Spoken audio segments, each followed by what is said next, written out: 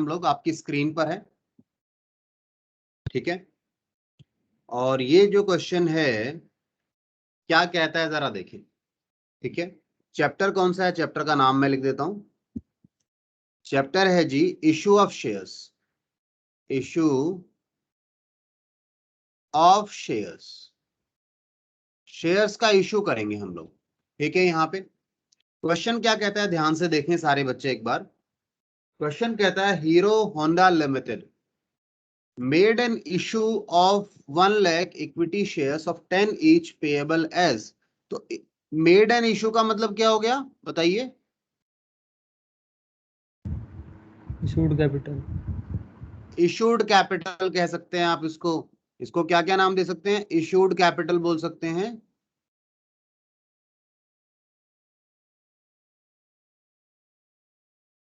एक आप इसे बोल सकते हैं invited applications for, invited applications for 1 lakh shares, 1 lakh shares के लिए एप्लीकेशन इनवाइट की इन लोगों ने, ठीक है। अब जो 10 रुपए हैं वो आने कैसे हैं? देखिए इस क्वेश्चन में जहां जहां मुझे ये चार्ट बना मिल जाता है ना इस तरीके से, मैं कोशिश करता हूं मैं अलग से नहीं लिखूं। अगर नहीं मिलता ये चार्ट तो मैं लिखता हूं अलग से, और काफी बार क्वेश्चन पर डिपेंड करता है, ज्यादा कॉम्प्लिकेटेड है तो भी हम अलग लिख लेते हैं। तो देखो क्या है, कहता है एप्लीकेशन पर 2.5, अलॉटमेंट पर 2.5 रुपए और कॉल पर बैलेंस अमाउंट। तो बैलेंस अमाउंट का अमाउंट बताओ मुझे कितना आएगा बैलेंस? 5 रुपये। 5 रुपए। क्या ये बात क्लियर है सभी को? टोटल हो गया 10 रुपए। आगे कहता है members holding 400 shares did not पे कॉल मनी, यानी यहां पर 400 शेयर्स पर पैसा नहीं आया, 400 शेयर्स पर पैसा नहीं आया, क्रॉस कर दिया मैंने। एंड शेयर्स वर फॉरफिटेड, इसलिए हमने क्या किया उन शेयर्स को, इसलिए आगे जाके क्या किया हमने, इनको फॉरफिट कर लिया, ठीक है। बताइए, फॉरफिट कर लिया। आगे कहता है 200 शेयर्स। क्वेश्चन बड़ा अच्छा है, आपको इसमें हेल्प मिलेगी, जो चीजें मुझे समझानी है लगभग मैं चीजें समझाना शुरू कर दूंगा। मतलब मुश्किल नहीं है बट सिंपल क्वेश्चन के साथ समझने लायक क्वेश्चन है। आप कहता है 200 ऑफ द फॉरफिटेड, कहता है जो आपने 400, यहां फॉरफिट कितने कर लिए आपने? 400 शेयर फॉरफिट कर लिए। अब कहता है उसमें से, आगे क्या कह रहा है, उस 400 में से, आगे सुनो यहां आके बात, फॉरफिटेड में से 200 री इश्यू कर दिए। लैंग्वेज समझना, लैंग्वेज बहुत इंपॉर्टेंट है। कहता है 200 of the forfeited were reissued as fully paid. Fully paid मतलब माना क्या जाएगा, सारा पैसा आ गया। फुली पेड का मतलब क्या होता है बेटा? It implies, it implies now nothing more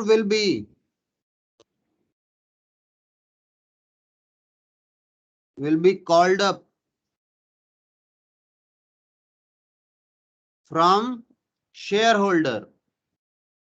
fully paid up का मतलब क्या हो गया, अब और पैसा नहीं मंगवाओगे आप शेयर होल्डर से, ये हिंदी में ऐसा बोलेंगे, और पैसा नहीं मंगवाओगे आप। दूसरा आप इसको ये भी कह सकते हैं, फुली पेड अप का मतलब हो गया कि आप शेयर कैपिटल को क्रेडिट कर देंगे रीइश्यू के समय।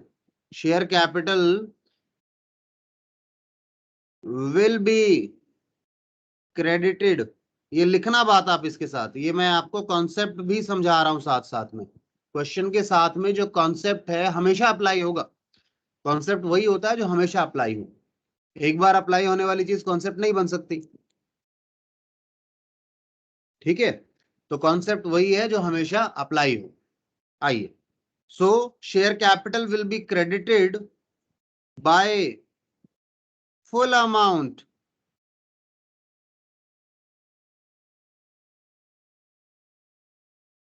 ठीक है। जब आप पूरा क्रेडिट कर दोगे तो ऑब्वियस बात है आपने पूरा यहां कर दिया, तो और फिर मंगवाने की जरूरत ही नहीं पड़ेगी। तो मतलब क्या है इसका? इसका मतलब ये है हम मान लेंगे इस पूरी लाइन को अगर मैं बोलूं ना, इसका मतलब क्या है, यहां से यहां तक का मतलब, यहां से यहां तक का मतलब क्या है, सुनो एक और तरीके से मैं लिखकर बताता हूं। मंगवाएंगे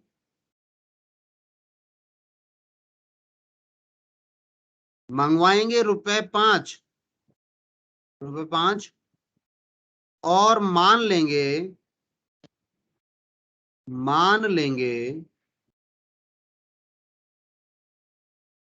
कि ₹10 पर शेयर आ गए। ठीक है, बस आ गए, पूरा पैसा आ गया, मंगवाने 5 है, क्योंकि फुली पेड मानेंगे कितने रुपए में, कहता है ₹5 में ही मान लेंगे फुली पेड। सर ऐसा क्यों कर रहे हैं? मैंने आपको बताया था कंपनी ने हर शेयर पर कितने रुपए जब्त कर लिए होंगे पीछे, कितने रुपए जब्त किए होंगे, ₹5 पर शेयर जब्त कर लिए होंगे, है ना? ₹5 पर शेयर जब्त किए होंगे, तो ₹5 कंपनी के पास पड़े हैं। इस आज के नुकसान की, रीइश्यू पर जो नुकसान है उसकी भरपाई कहां से कर लेंगे आप? वो जो पीछे फायदा हुआ था फॉर फ्यूचर के समय। ये तो सारी मैंने कहानी बता दी आपको। अब एक काम करते हैं, एक्चुअलिटी में करना कैसे है इसको। आप कहेंगे सर ये बताओ कि करें क्या, करके बताओ, ऐसे बातों से काम नहीं चलेगा। मैंने कहा ठीक है। क्वेश्चन ने बोला है आपको जर्नल एंट्रीज बनानी है और शेयर कैपिटल और फॉरफिटेड शेयर्स के अकाउंट बनाने हैं। मैंने कहा ठीक है, कोई दिक्कत नहीं, बना लेंगे, पहले जर्नल एंट्री कर लें, बाकी काम तो बाद में हो जाएगा।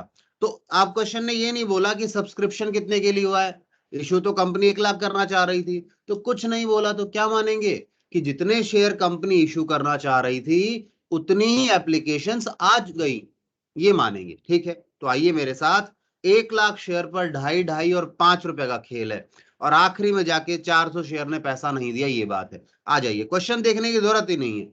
In the books of hero Honda limited, in the books of hero Honda limited, ये जी कंपनी का नाम है, इनके यहाँ जर्नल बना रहे हैं। पहली एंट्री बताओ क्या करवाओगे, पहली एंट्री? और मैं तो कहता हूं आप मुझसे एप्लीकेशन और अलॉटमेंट की तो एंट्री मत करवाओ, बेकार एंट्री हैं वो आज के समय। बताओ क्या वो एंट्री आपको लगता है कि मुझे करवानी चाहिए आपको? अब आप इन शुरू की एंट्रीज के पंडित बन चुके हैं, पंडित समझते हैं ना, ज्ञानी। बैंक टू शेयर, अच्छा इक्विटी शेयर थे ना शायद, हाँ इक्विटी शेयर, तो इक्विटी लिखेंगे नाम में। आइए जी, to equity share application account. बताइए जी, 1 लाख शेयर पर ₹2.5, तो ₹2.5 लाख हो गए। बताओ, जवाब दो। Yes sir. ठीक है, narration, application money received for 1 lakh shares at the rate ₹2.5 each. बात क्लियर है? चलिए अगली एंट्री बताइए आप लोग मुझे, मैं वेट कर रहा हूं, और जल्दी जवाब दिया करो फटाफट, जिसको आता है, जिसको आता है वो नहीं रुकेगा, बाकी जो नहीं आते नालायक को चुप बैठ सकते हैं। Application to capital. बिल्कुल, एप्लीकेशन टू कैपिटल, बहुत बढ़िया। ठीक है, चलिए, बस आपने ध्यान देना है कि आपको आता है तो आपने जवाब देना है, नहीं तो मैं मान के चलूंगा आपको भी नहीं आता। ठीक है, क्योंकि ये कुछ बच्चे तो क्लासेस पर ध्यान नहीं दे रहे हैं, ये तो कभी कभी आते हैं। ठीक है, जब इनका मन करता है कि आज मौसम ठीक नहीं है, घूम नहीं सकते कहीं, जा नहीं सकते, चलो सर की क्लास ही ले लेते हैं। ठीक है, ऐसे आते हैं, बाकी तो चलिए, इक्विटी शेयर एप्लीकेशन, जैसा नाम आपने एक बार यूज कर लिया ना उस अकाउंट के लिए, वैसा ही नाम दोबारा यूज किया करो। ठीक है, to equity share capital account. मैंने इक्विटी और शेयर को शॉर्ट फॉर्म में लिखा हुआ है, आप समझ जाएंगे। इस 2.5 लाख रुपए को हम यहां ट्रांसफर कर रहे हैं। क्वेश्चन ने आपको समस्याएं कम दी हैं क्योंकि क्वेश्चन आपको कोई बात समझाना चाहता है। मुझे भी ये कॉन्सेप्ट समझाना था आपको, अभी मैं आखिरी में बताऊंगा मुझे क्या समझाना था आपको। ठीक है, कुछ बाकी चीजें मैं पहले समझा चुका था, फिर भी किसी को समझ नहीं आए तो बात अलग है, मुझे बता देना कि सर समझ ही नहीं आया आप क्या समझाना चाह रहे थे। नरेशन क्या लिखें? Application money transferred to share capital, या एक और नरेशन भी लिखा जा सकता है, इक्विटी शेयर्स अलॉटेड, क्योंकि अलॉटमेंट पर ही एंट्री होती है। अलॉटमेंट पर पहली एंट्री ये होती है। लोग सोचते हैं अलॉटमेंट पर पहली एंट्री क्या होती है, शेयर अलॉटमेंट। नहीं, वो नहीं, उससे पहले ये होती है। इसके बाद आइए तीसरी एंट्री पर। बताओ तीसरी एंट्री क्या करवाना चाहोगे आप मुझसे, जवाब दो। Allotment money due. Allotment money due करवाना चाहोगे आप। अलॉटमेंट मनी ड्यू करवाने की एंट्री बता डालो, मैं भूल गया हूं आज, आज याद नहीं आ रहा कुछ। Allotment to capital. Allotment to capital, ठीक है जी, अभी लिख लेता हूं आपकी चीजों को सुंदरता के साथ लिखते हुए। इक्विटी शेयर अलॉटमेंट, नाम पूरा लिखना है ना, इसलिए वो मैं सुधार दूंगा। आपने मुझे सहायता करनी है, आप सहायता नहीं करेंगे तो काम नहीं चलेगा। Equity share capital account. चलिए, कितना पैसा सर? वही 1 लाख पर 2.5 रुपए। सर क्या कहें, सेम फिगर चल रही है। मैंने कहा ठीक है छोड़ो जी, क्या कैलकुलेशन करके बताऊं? कैलकुलेशन की जरूरत है क्या किसी को? 2.5 लाख, 2.5 रुपए हैं और 1 लाख शेयर है तो कितने पैसे मिलेंगे? 2.5 लाख रुपए। नरेशन क्या लिखोगे बताओ?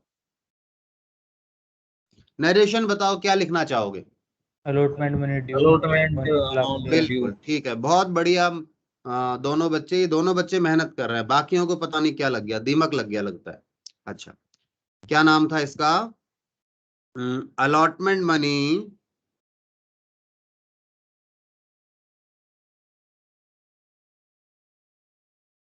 allotment money due on 1 lakh shares at the rate rupees 2.5 each। 2.5 रुपए के हिसाब से अलॉटमेंट मनी ड्यू कर ली। सर क्वेश्चन में नहीं देख रहे आप? बेटा क्वेश्चन मुझे याद हो गया, मुझे ये पता है एप्लीकेशन पर कुछ दिक्कत नहीं है, अलॉटमेंट पर कुछ दिक्कत नहीं है, फर्स्ट कॉल करने में भी कोई दिक्कत नहीं है। फर्स्ट कॉल का जब पैसा आएगा उस समय भी मुझे याद है क्वेश्चन। देखो क्वेश्चन आपके दिमाग में अगर याद हो गया ना तो काम चल गया, मतलब आपको क्लैरिटी है आगे क्या क्या हो रहा है। और मुझे याद है, मैं बता देता हूँ, मेरे पास क्वेश्चन नहीं है, आप लोगों को लगता होगा मेरे पास सामने क्वेश्चन होता होगा। मेरी स्क्रीन पर जो आपको स्क्रीन दिख रही है ना, मुझे भी वही स्क्रीन दिख रही है, मैं भी वहां जाऊंगा तब मिलेगा। ठीक है, दूसरा पेज खोलूंगा तभी मिलेगा, नहीं तो नहीं मिलेगा। तो मैं आगे बताता हूँ क्वेश्चन में क्या हुआ, मैं आपको सारी बात याद दिला देता हूँ। देखो ये सारी चीज लिखने का फायदा क्या होता है, मैं आपको पूरा क्वेश्चन बताता हूँ। देखो एप्लीकेशन पर 2.5, अलॉटमेंट पर 2.5, फर्स्ट कॉल, फर्स्ट और फाइनल कॉल है 5 रुपए की, जिसमें से 400 शेयर्स पर पैसा नहीं आया, उन्हें हमने फॉरफिट कर लिया। फॉरफिट करने के बाद उसमें से, उस 400 में से 200 शेयर री इश्यू किए हैं, और री इश्यू किए हैं फुली पेड 5 रुपए मानकर। जर्नल एंट्रीज करनी है, साथ में 2 अकाउंट बनाने हैं, एक है शेयर कैपिटल और दूसरा है शेयर फॉर फ्यूचर। तो जब ये बात आपके माइंड में क्लियर हो गई ना, क्वेश्चन क्लियर हो गया, तो आंसर अपने आप क्लियर हो जाएगा, मतलब आप गलती नहीं करेंगे। ये बात है कुल मिलाकर। चलिए इसी जोश के साथ आगे चलते हैं। आज मैं थोड़ा योगा वोगा करके आया हूँ, थोड़ा जल्दी उठ गया था, ज्यादा जल्दी तो नहीं, 6:30 उठा था। ठीक है, यस पता नहीं 6:45 उठा था। ठीक है, आप कहेंगे क्या हो गया आज। अगली एंट्री पर आ जाओ, बताओ एंट्री बताओ क्या होगी, याद दिलाओ। पेमेंट। पेमेंट रिसीव होगा है ना, तो अलॉटमेंट का पैसा रिसीव होगा तो क्या एंट्री करोगे? बैंक अकाउंट डेबिट टू, क्या लिखूं? टू क्या करूं, क्या करूं? Equity share allotment. Equity share allotment, बहुत बहुत धन्यवाद याद दिलाने के लिए। Equity share allotment account. क्या सारा पैसा आया अलॉटमेंट पर? हाँ सारा पैसा आया है, तो 2.5 लाख रुपए लिख देते हैं।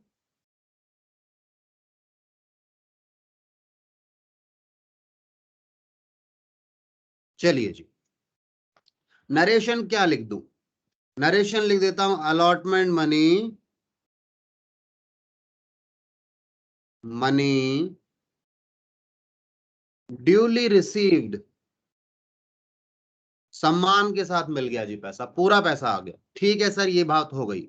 सर आगे क्या था क्वेश्चन में? मैंने कहा फर्स्ट कॉल ड्यू करनी थी, मैंने कहा अभी कर देते हैं। फर्स्ट कॉल ड्यू करनी है ना शायद? फर्स्ट कॉल ड्यू करने की एंट्री बताओ कोई बच्चा मुझे। Equity share first call account debit to equity share capital. बिल्कुल, बहुत बहुत धन्यवाद आपका। Equity share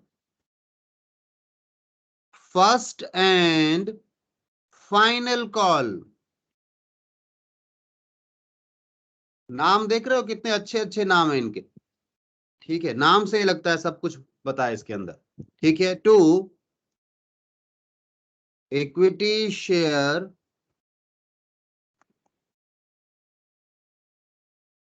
capital account. चलिए जी, equity share capital account.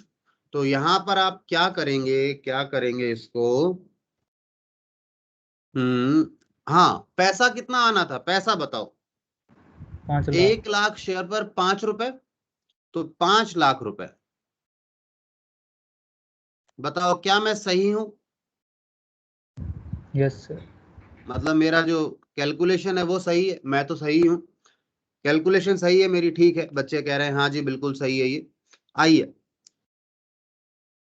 Narration लिखें। कॉल मनी, कॉल मनी मुझे आजकल ऐसा लग रहा है नागमनी जैसा हो गया, कॉल मनी नागमनी। ठीक है, call money due on 1 lakh shares at the rate ₹5 each. चलिए जी, कॉल मनी ड्यू भी कर लिया सर। सर क्वेश्चन नहीं देखना, नहीं देखना, जरूरत ही नहीं है क्वेश्चन देखने की। क्या किसी को जरूरत है? देखना चाहो तो लो, देख लो, मुझे जरूरत नहीं है। कोई देखना चाहे तो एक बार स्क्रीनशॉट ले लो, मैंने सारा क्वेश्चन आपको यहीं बता दिया था क्या हुआ है। किसी को लेना है स्क्रीनशॉट तो ले लो।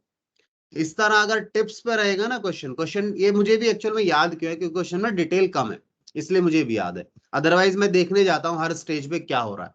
ठीक है, आइए वापस आता हूं आपके साथ। कॉल मनी ड्यू होगी, बताओ अगला काम क्या करें? Payment receive. पेमेंट रिसीव करवाना चाहते हो, ठीक है। एंट्री नंबर 6 देखें सारे बच्चे, एंट्री नंबर 6।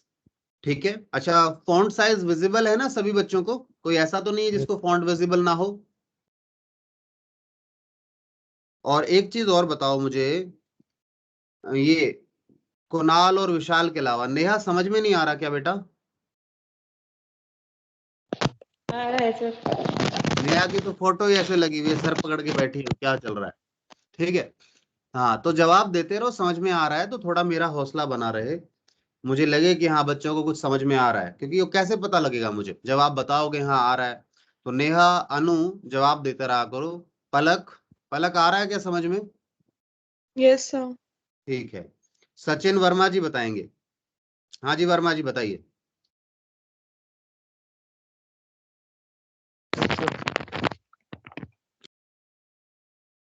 वर्मा जी समझ में आ रहा है नहीं आ रहा? यस सर, आ रहा है।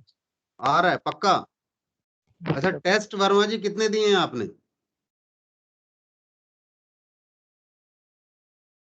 टेस्ट दिए हैं क्या?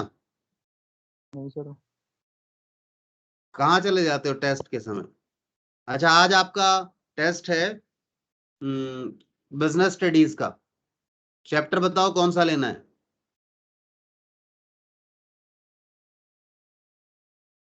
चैप्टर का नाम बता दो, कौन से चैप्टर से टेस्ट दूं आपको आज? ऑर्गेनाइजिंग से दे दूं, प्लानिंग। प्लानिंग से दूं? पॉलिसी ठीक दे है, दो सर। प्लानिंग से बता दिया बच्चों ने, बात तय हो गई। ठीक है, चलिए प्लानिंग के बाद अगला कौन आ गया जी? प्लानिंग, आयुष, नहीं आयुष नहीं, अंकुर है ये। मोहित बताए, मोहित और गौरव पहले बताओ, समझ में आ रहा है नहीं? सर। आ रहा है अंकुर समझ में सब कुछ? सर देख ले तुम, आ रहा है सर। तुम्हारी बहुत पिटाई करूंगा मैं। पहले दिन तुमसे आगे यही पूछूंगा तुम्हें क्या क्या समझ में आया था, मुझे सब समझा दो जिस दिन तुम फेस टू फेस मिल गए। सच्ची बता रहा हूँ, तुम पढ़ नहीं रहे हो, सारे बच्चे ध्यान नहीं दे रहे हो। मोहित को भी आ गया होगा, पक्की बात है समझ में। मोहित बताओ, जवाब दो बेटा। सर आ गया। मोहित को भी आ गया। ऐसा कोई बच्चा नहीं जो समझ नहीं आता हो, सारे महापंडित बैठे हैं, एक से एक बड़ा विद्वान। मैं तो कहता हूँ तेनाली रामन वगैरह सब फेल थे, बच्चे इसी बैच में आए हैं जिनको सबको समझ में आता है, सब कुछ समझ में आता है ना। इतना अच्छा बैच मिल गया मुझे कि मैं गंगा नहा लिया। ठीक है, अच्छा चलो छोड़ो। थोड़ा मतलब नहीं आए, देखो कुछ समझ नहीं आता, मेरा पर्पस ये था कि अगर कुछ समझ नहीं आए तो मुझे बताओ, पूछो कि सर ये बात समझ नहीं आई। आप पूछते ही नहीं है कुछ भी, बस जिन बच्चों को समझ में आ रहा है वो जवाब दे रहे हैं, बाकी चुपचाप बैठे हैं। तो आपके भी मन में कोई डाउट उठता होगा, ऐसा क्यों किया, ये क्यों नहीं किया, ये पूछा करो भाई। क्या फायदा है फिर पढ़ाने का और पढ़ने का, जब आपने पढ़ा और कोई चीज समझ नहीं आई। अभी ना मुझे कल 12th वाले बच्चों के वो आ रहे थे, कॉल आ रहे थे या मैसेज पे, 2-4 बच्चों के आए थे। नाम नहीं लेता किसी का। एक बच्चा तो कह रहा सर 90% प्लस बनवा देना। मैंने कहा हाँ, और बताओ, और कुछ चाहिए तो बताओ। उसने 92 बोला था, तो मैंने बोला 92 नहीं 91 दे देंगे। भाई 12th की परसेंटेज से कुछ फर्क नहीं पड़ना, अगर नॉलेज ही नहीं है तो। ठीक है। दूसरा, एक बच्चा पूछ रहा था सर क्या करूं मैं, क्या करना चाहिए, कौन सा कैरियर ऑप्शन अच्छा है। दूसरे बच्चे का भी यही मैसेज आया था। मैंने कहा भाई मौज करो, तुमने 12th में बहुत मौज की है, अभी भी मौज करो, है ना। ये हालात। एक सेकंड दीजिएगा। हैं? हेलो।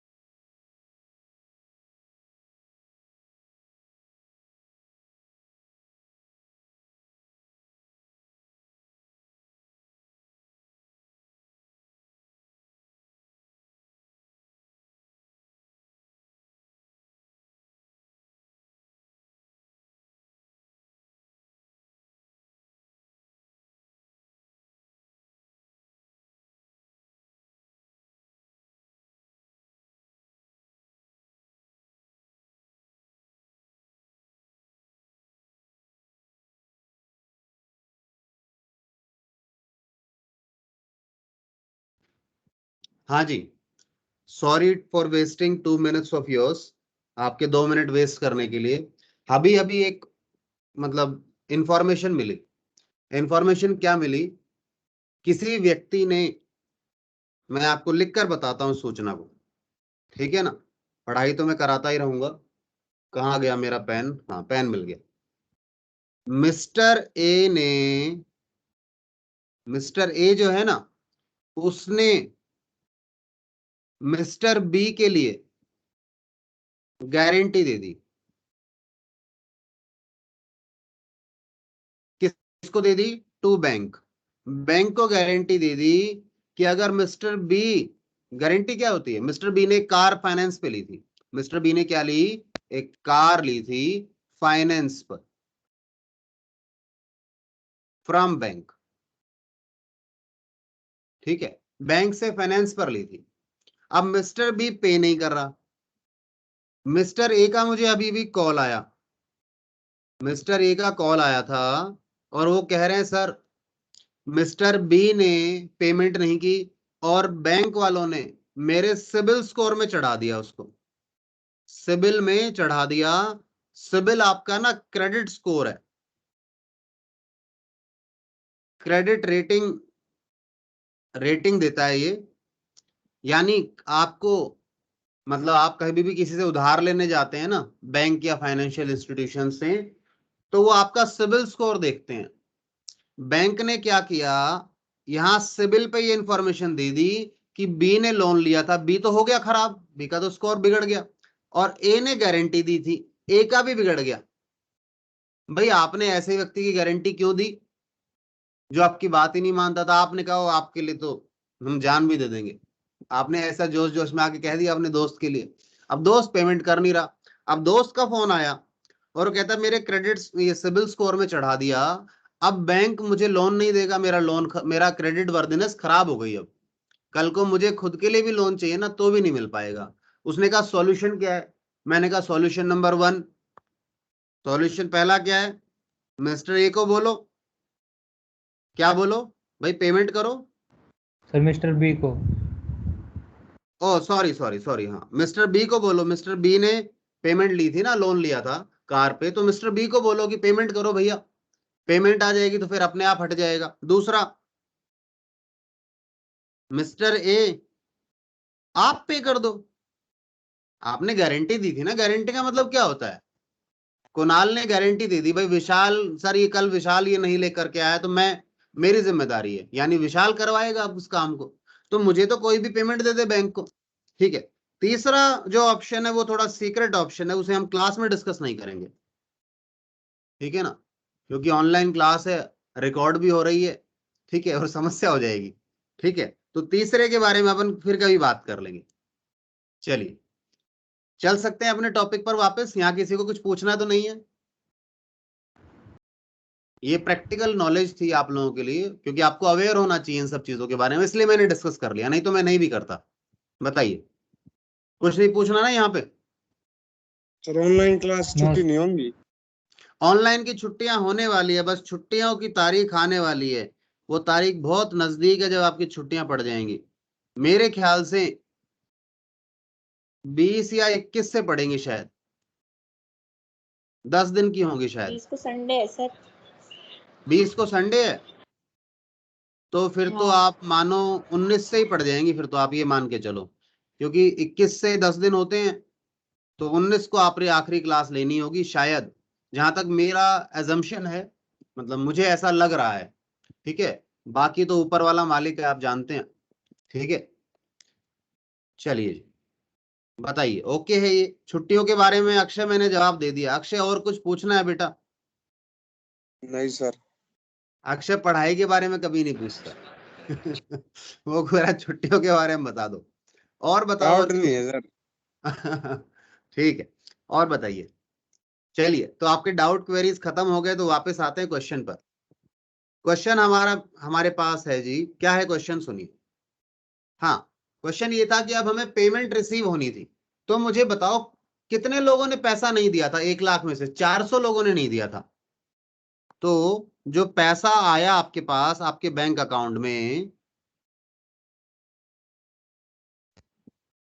कुछ पैसा आया, कुछ ने नहीं दिया, तो मैं उनका नया अकाउंट बना रहा हूं, डेटर कॉल इन एरियर,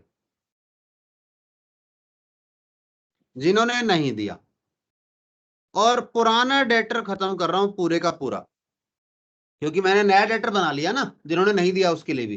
भाई कुछ डेटर तो इसलिए खत्म हो गए, पैसा दे दिया, कुछ इसलिए हो गए क्योंकि उन्होंने पैसा तो नहीं दिया, पर उनकी जगह मैंने नया डेटर बना लिया, नाम क्या है? Call in arrear.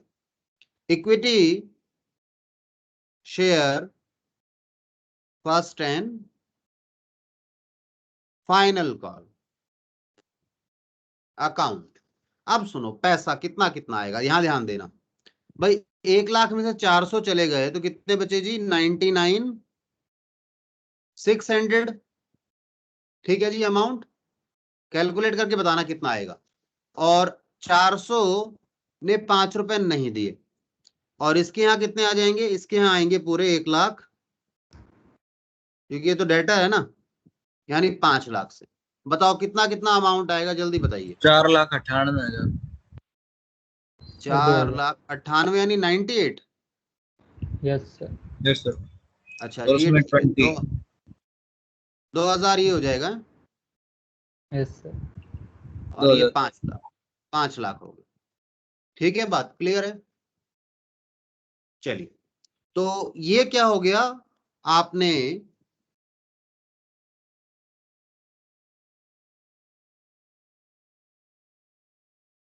Call money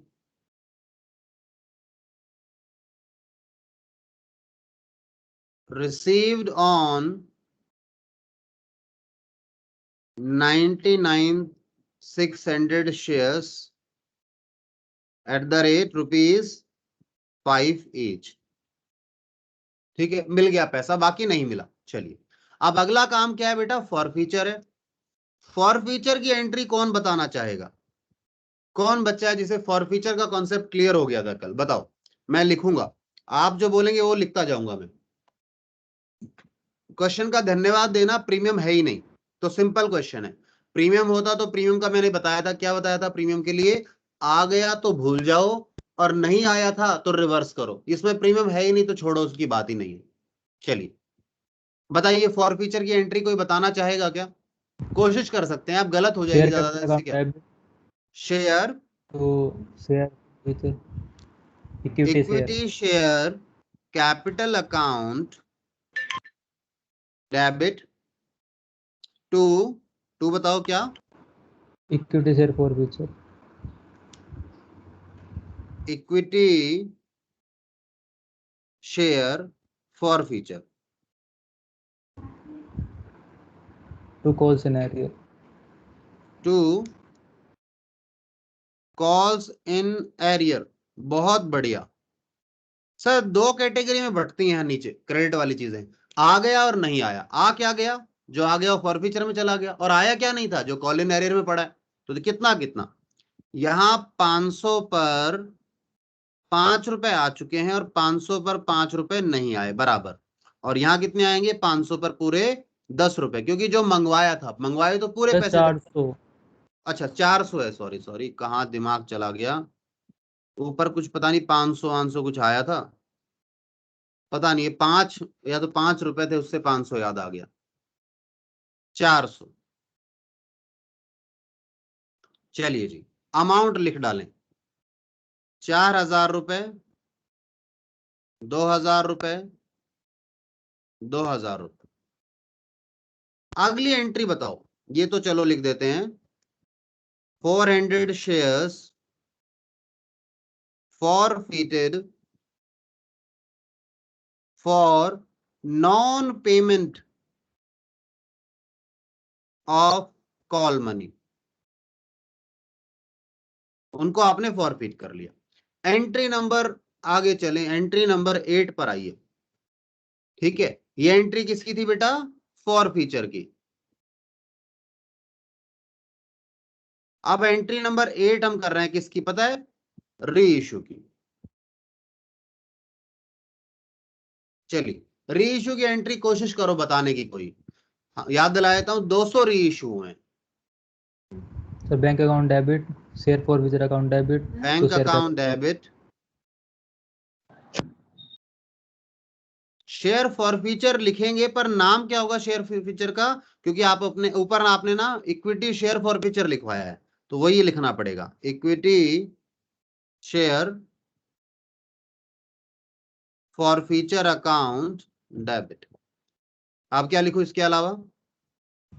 capital to equity share capital account.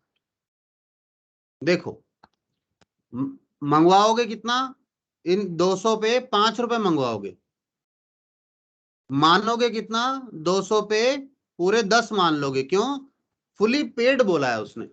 और बाकी का नुकसान है जो 200 पे 5 रुपए का नुकसान, आप कहां से भरपाई करोगे? शेयर फॉरफीचर वाले फायदे में से। चलो, तो कितना हो गया ये हमारे पास? 1000 1000 2000 1000 1000 और 2000। ठीक है, चलिए अगला काम एक और बचता है आखिरी, जिस पर ज्यादा फोकस नहीं किया था मैंने, कि आखिरी में फॉर री इश्यू होने के बाद, फॉरफीचर हुआ था, उसके बाद री इश्यू के बाद, री इश्यू होने के बाद आप अगर कुछ अमाउंट बच जाता है तो कैपिटल रिजर्व में ट्रांसफर करते हैं। उस अमाउंट को कैसे निकालते हैं? मैंने कहा था वो अमाउंट पर शेयर निकाला जाता है। मुझे इस क्वेश्चन में आपको वही समझाना है। यहां तक की बात मैं आपसे पहले कर चुका हूं, कॉन्सेप्चुअली मैं पहले कर चुका हूं। आज मेरा टॉपिक वही है कि रीइश्यू होने के बाद फॉरफीचर शेयर फॉरफीचर अकाउंट का कितना पैसा कैपिटल रिजर्व में जाएगा। मैंने कहा ये पर शेयर देखा जाता है, पर शेयर देखा जाता है। तो कैसे देखा जाता है ये इसको आइए यहां एक बात समझिए। आपके फॉरफीचर अकाउंट में इनिशियली कितना पैसा था? सर हमारे पास 400 शेयर्स का 5 रुपए के हिसाब से पैसा था, यानी पर शेयर बात करनी है, ध्यान देना। ठीक है, इसमें से अब मुझे ये बताओ, इसकी दो कैटेगरी बना लो, रीइश्यूड, लिखना इस बात को, रीइश्यूड और नॉट येट रीइश्यूड। इस 400 में से कितने रीइश्यू कर रहे हैं आप? सर हम 200 रीइश्यू कर रहे हैं। ठीक है, 200 रीइश्यू कर रहे हैं। अच्छा, रीइश्यू कर रहे हैं आप 200, ठीक है। उस 200 पे आप कितना यूज कर रहे हैं? उस 200 पर आप 5 रुपए मंगवा रहे हैं, ठीक है।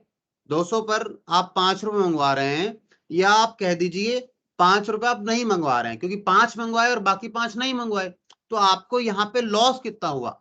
मैं कहता हूं loss on issue, loss on री इश्यू। कितना हो गया री इश्यू पे लॉस? सर हमें ये पूरा हुआ है, इसकी भरपाई करोगे adjusted from share forfeiture, share forfeiture से एडजस्ट करोगे। बताओ आपके पास पड़े भी 5 रुपए हैं, तो पूरे 5 एडजस्ट कर सकते हैं, ठीक है।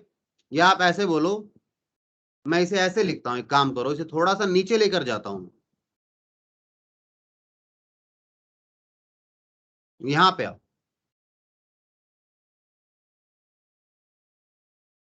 ऐसे लिखो इसको समझने के लिए, बैलेंस इन फॉरफीचर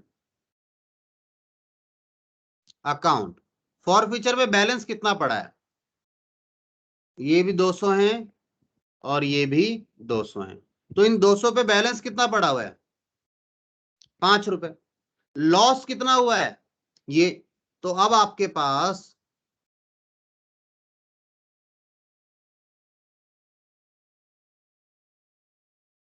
ये बैलेंस था, इसमें से हमने कहा इसकी लॉस की भरपाई कहां से कर ली, ठीक है। ये बैलेंस था, लॉस हो गया इतना, तो बताओ बैलेंस इन फॉरफीचर, ये जो बैलेंस बचता है ना, ये ट्रांसफर होता है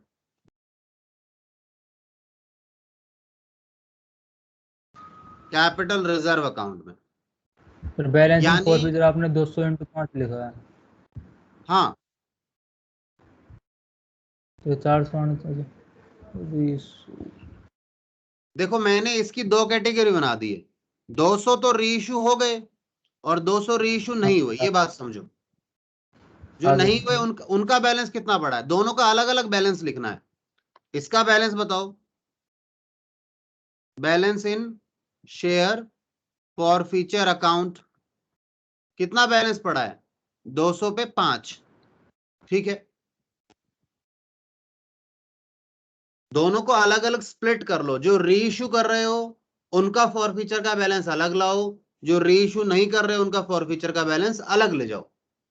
फिर आप देखो रीइश्यू पे आपको नुकसान कितना हुआ है, उसके बाद नुकसान के बाद अगर बैलेंस बचता है रीइश्यूड में, तो आप कहां ट्रांसफर करोगे? कैपिटल रिजर्व में। जैसे इस केस में बैलेंस नहीं बचा, कैसे बचेगा? 5 रुपए का फायदा हुआ था और वही 5 रुपए का नुकसान हो गया आगे। आप कहोगे सर बचा तो हुआ है। मैंने कहा बेटा ये दूसरे शेयर्स का है, ध्यान देना, मैं दोबारा से रिपीट करूंगा, ये कॉन्सेप्ट समझना है सभी ने। कॉन्सेप्ट है और लॉजिकल है काफी, देखना जब आप, मैं इसके लॉजिक दूंगा आपको, इसके रीजंस देंगे तो आपको क्लैरिटी मिलेगी। मैंने कहा सर आपने ये जो नॉट रीइश्यूड वालों को का बैलेंस भी तो पड़ा है ना, इसको ट्रांसफर कर दो कैपिटल रिजर्व में। नहीं, मत करना। क्यों बेटा? ये अभी रीइश्यू नहीं हुए हैं, ये री इश्यू नहीं हुए हैं, और री इश्यू होंगे तो पता नहीं कितना नुकसान होगा। हो सकता है 5 रुपए पूरे के पूरे 5 रुपए का नुकसान हो जाए, मतलब 5 रुपए कम में री इश्यू कर दें। हो सकता है 4 रुपए कम में करें, हो सकता है 3 रुपए कम में करें, तो मैक्सिमम 5 रुपए का कर सकते हैं। तो जब तक ये री इश्यू नहीं हो जाते, ये जो 200 दूसरे वाले 200 शेयर हैं, आप इस बैलेंस को शेयर फॉरफीचर में ही रहने देना, कैपिटल रिजर्व में सीआर में मत ट्रांसफर करना। क्यों? री इश्यू नहीं हुए हैं। री इश्यू हो जाएंगे, उसके बाद जो बैलेंस बच जाएगा उसे आप ट्रांसफर कर देना कैपिटल रिजर्व में। इनको क्यों कर रहा हूं ट्रांसफर कैपिटल? इसको जैसे अगर ये मानो कोई अमाउंट होता तो मैं इसे क्यों कर रहा था कैपिटल रिजर्व में? मैंने कहा री इश्यू तो हो चुका, जो नुकसान होना था हो चुका, इसके बाद तो बचा है फायदा ही है, इस फायदे को कैपिटल रिजर्व में ट्रांसफर कर दो। बताइए बात समझ में आई या नहीं आई? Yes sir. क्लियर है बात? लॉजिकली क्लियर है वो दोनों, कि री इश्यू को और नॉन री इश्यू को अलग अलग करो। ये डायग्राम इसलिए बना के समझाया है, अगर वैसे लिखता ना स्टेटमेंट फॉर्मेट में क्लैरिटी नहीं मिलती, तो दोनों को अलग अलग किया। री इश्यूड वाला अलग, नॉट री इश्यूड वाला अलग, यानी पर शेयर देखा जाता है। ऐसे नहीं कि टोटल अमाउंट का देख लो कि टोटल अमाउंट तो हमारे पास 2000 था, नुकसान 1000 रुपए का हुआ तो 1000 रुपए ट्रांसफर कर देना, ऐसे नहीं देखना। इन टोटलिटी नहीं देखना, पर शेयर देखना है। क्लियर है बात? यस। ठीक है, आइए तो इस केस में अब आप बताओ ट्रांसफर टू कैपिटल रिजर्व कितना करोगे? नील। नील। जो है सीआर में, सीआर वाली जो एंट्री है नहीं होगी, नो एंट्री। बस आपको समझाने के लिए लिखा है मैंने ये। अच्छा, इसके अलावा क्वेश्चन ने आपको बेवकूफ बनाने के लिए 2 अकाउंट मांग लिए। उन्होंने बोला एक तो इक्विटी शेयर कैपिटल अकाउंट बना के दिखाओ। आपसे मजाक कर रहा है क्या? आप क्लास 11th में हैं, आपको क्लास 11 से बनाना आता है लेजर अकाउंट। दूसरा आपसे उसने मांगा है क्या? उसने मांगा है कि शेयर फॉर फीचर अकाउंट बना के दिखाओ, जिसे आपने नाम क्या दिया हुआ है? Equity share for feature. वैसे मैं फॉर फीचर में इक्विटी वगैरह लिखता नहीं, किसी बच्चे ने बोल दिया था इसलिए मैंने लिख दिया। 2 अकाउंट बनाओ। देखो फॉर फीचर में सबसे पहले बैलेंस आया कहां से था? इसमें आया था क्रेडिट बैलेंस। किसके कारण? बाय शेयर कैपिटल के कारण आया था। कितना? मेरे ख्याल से 2000 रुपए आया था, है ना। फिर इसमें से गया कहां पे? इसमें से गया यहां पे गया, इस एंट्री में गया, यहां डेबिट हुआ, फिर कैपिटल के कारण डेबिट हो गया टू शेयर कैपिटल 1000 रुपए। तो अपने आप देखो बैलेंस शीट बच गया ना 1000 रुपए का। बताओ क्लियर है बात? अच्छा, कैपिटल अकाउंट बना के दिखाओ क्या? आप लोग बना लेंगे तो, आई बिलीव बना लेंगे ना। जवाब Yes. दो कुणाल, विशाल। बना लेंगे सर। हाँ, ये तो आसान है, क्लास 11 में सीखा है बेसिक हमने, क्योंकि जर्नल एंट्री करके दे दी आपको। जर्नल एंट्री करने के बाद आपसे कोई बोले अकाउंट बना दो, तो वो तो आपके बाएं हाथ का खेल है, आई बिलीव सो। ठीक है, कंप्यूटर खुद कर देता है ये काम, तो हम भी कर सकते हैं खुद से। बस देखना है कौन सा कहाँ पोस्टिंग हुई है, ठीक है ना। जैसे पहली एंट्री की कोई पोस्टिंग नहीं होगी कैपिटल में, दूसरे की पोस्टिंग होगी, तीसरे की भी होगी, चौथे की नहीं होगी, पांचवे की होगी, छठे की नहीं होगी, सातवें की होगी, आठवें की होगी। ठीक है ना। क्यों होगी? क्योंकि वहां कैपिटल अकाउंट आया है। चलिए, तो अब आप क्या कर रहे हैं जी, मैं इसको एक बार आपको सबको स्क्रीनशॉट लेने के लिए दिखा देता हूं। इसको आपको स्क्रीनशॉट लेना है तो ले सकते हैं आप इसका, ठीक है, लीजिए। स्क्रीनशॉट लेना है तो ले सकते हैं। इसके बाद मैं आपको ब्रेक दे रहा हूं छोटा सा, दोबारा मिलते हैं ब्रेक के बाद। ओके, ठीक है बेटा। Okay sir. अगला क्वेश्चन तब करेंगे हम। सर 12th के बच्चों को